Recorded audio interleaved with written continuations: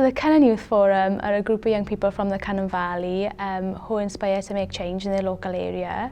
They feel very strongly about equality and diversity and making a change for a better tomorrow. Young people sort of help to shape the way this forum approaches things by being consulted on pretty much everything.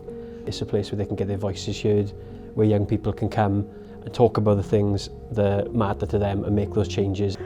The opportunities I've had are once in a lifetime, and I just think all young people deserve to have a chance because it could literally change someone's life.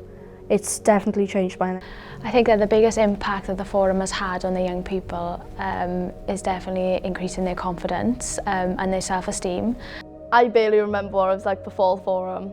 I was a very shy kid, but since being in the forum, I've just grown as a human being. I've learned to accept more, understand more. It's such a great place to be for young people and for staff. It's almost like not working because it's such a brilliant place to be.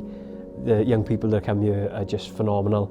We are just a big family that really love each other, and we are literally unstoppable.